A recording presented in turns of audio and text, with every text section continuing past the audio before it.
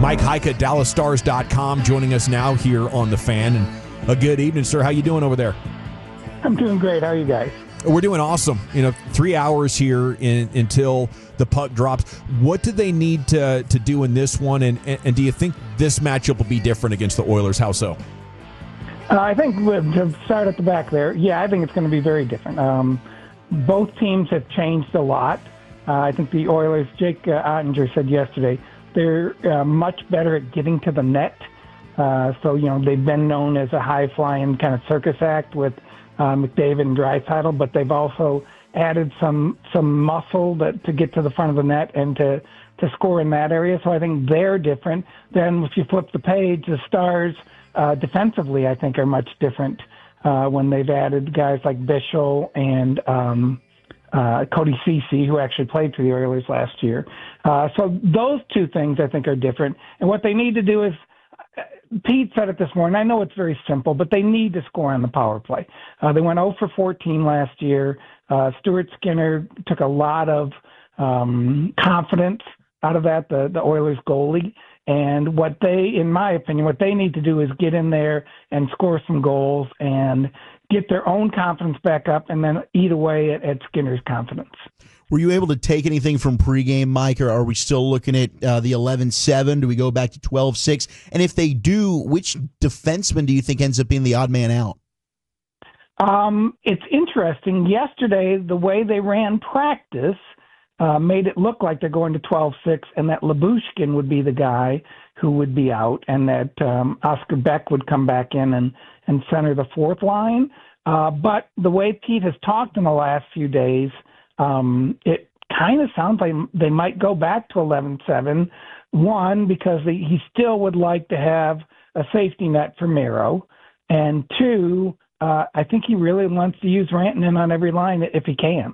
That's something he's done the last few games. And he likes that ability. One of the reasons Rantanen succeeded earlier in the playoffs is because he was out with the fourth line. He was out with Dodonov or Sam Steele, and they were creating plays against the other team's fourth line. So, while you get normal matchups, fourth line to fourth line, third line to third line, to throw Mikko Rantanen in a matchup of fourth lines, he's going to stand out. And, the 11-7 gives Pete the ability to double shift Rantanen and get those matchups. Getting you set for Game 1, Western Conference Finals. Mike Heika with us here on The Fan. So last year, we talked about the Stars having all the depth, Edmonton's top-heavy. This year, Edmonton's depth is scoring goals for them, and the Stars are deep, but their depth's nowhere to be found, it looks like, on the score sheet. Is this finally the series we get Duchesne, Marchment, maybe a Jamie Benn and company going? Yeah, and the great thing about them is you don't need 6 of them. You need 2 or 3 of them. And they do have 6. I mean, they got a ton of 20-goal scorers who haven't been scoring. I mean, you can throw Wyatt Johnston in there. You can throw Dodonov in there. He's a 20-goal scorer this year.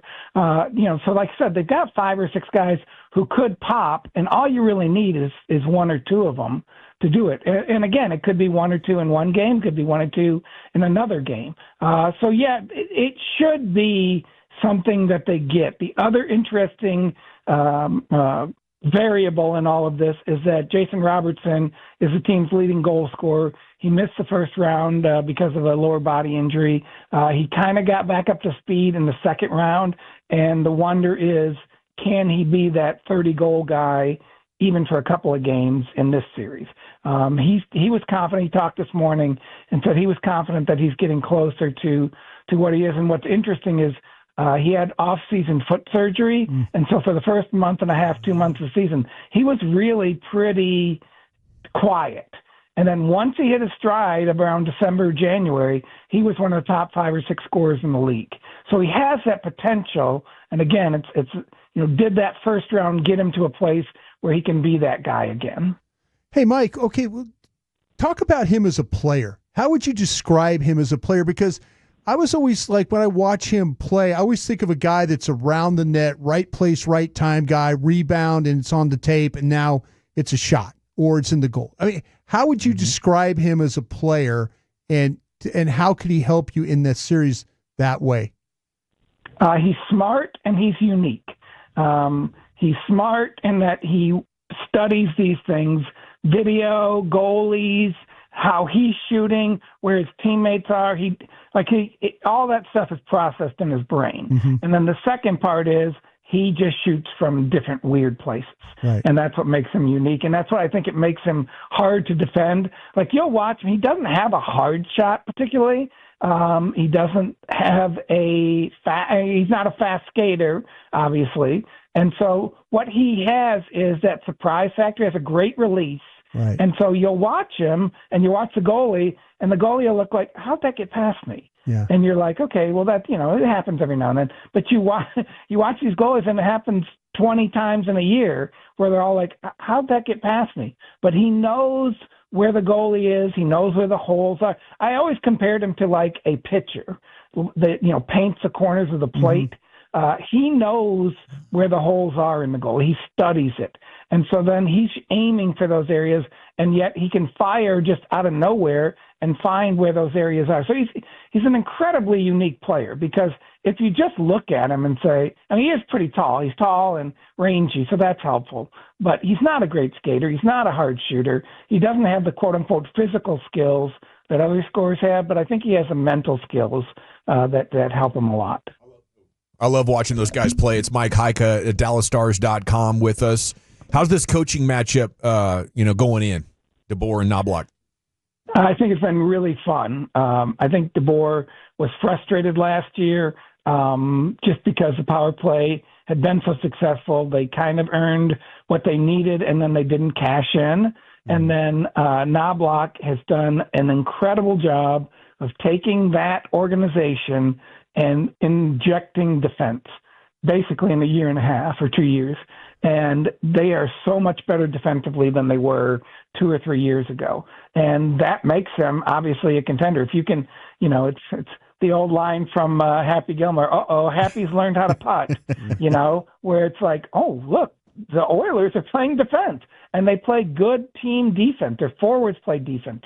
They are a good structured team, and adding that new depth in the 4-line role makes them a much better team. And I give him so much credit for all that transformation, because it's funny, and you don't ever want to criticize these guys because they're the best players in the league.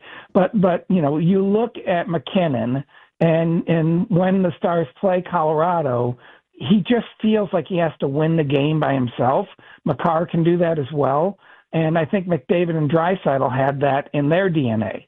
And that can be a frustrating thing for your own team, because, if your superstar player thinks he has to win the game by himself, then sometimes you don't get your best effort.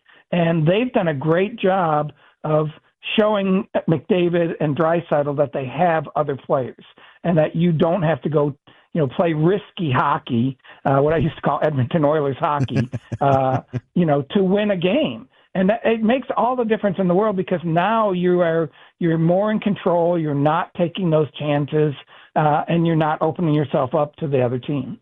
How much better suited is this Dallas Stars team defensively, and especially in the penalty kill, than they were a year ago? Because that's what really tilted this series, was Edmonton found their power play, and Connor McDavid really just took over, and the Stars never had an answer.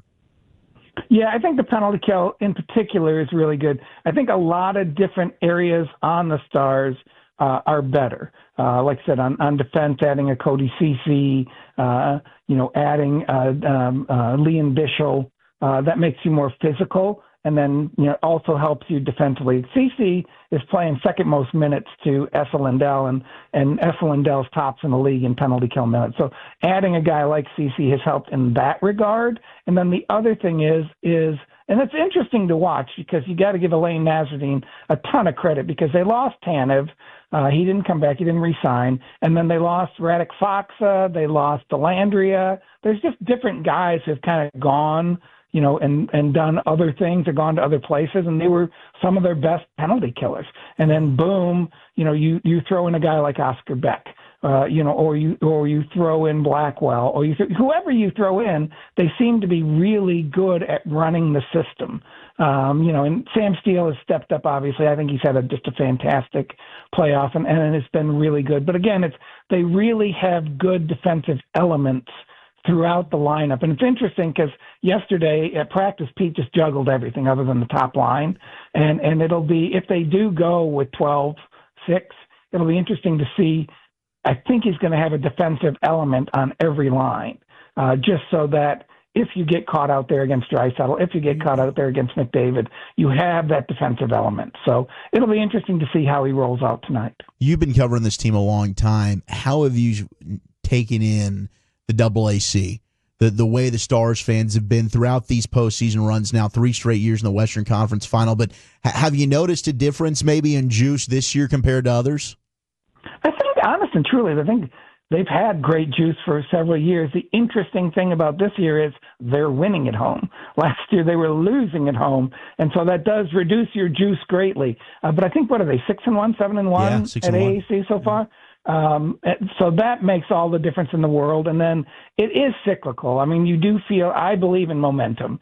And, you know, when you get going and then you're playing well and then the crowd's getting into it, well, then they feed you and then boom, you're even better than when Thomas Harley scores an overtime goal or Mikko Rantanen comes over and takes over a third period. It just, the place goes crazy. And that then feeds the next crowd. They want to be even better than the last crowd. And then the crowd feeds the team feeds the crowd. It can be a real momentum boost for that arena.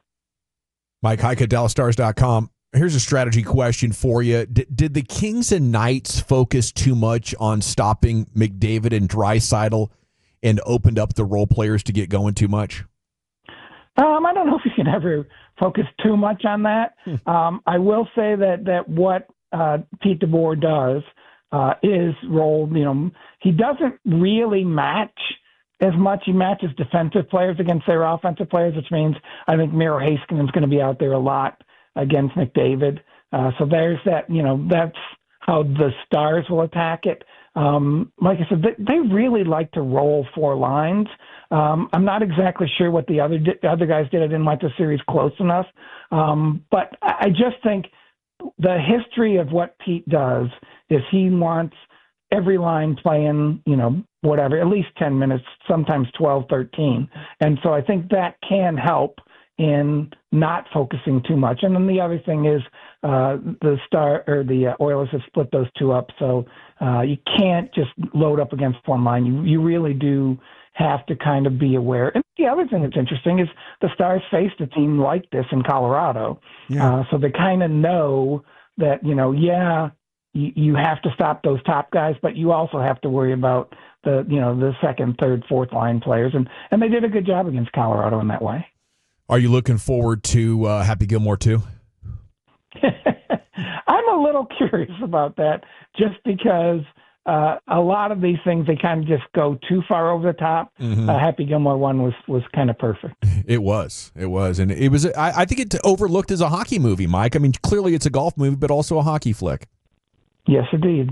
I think the Zamboni scene where the Zamboni's the driver is singing whatever, the Lionel Richie song. Now that is movie making right there. Yes, sir, it is. Well, have an absolute blast covering this series, and we hope to catch up with you soon. Yeah, it'd be fun anytime.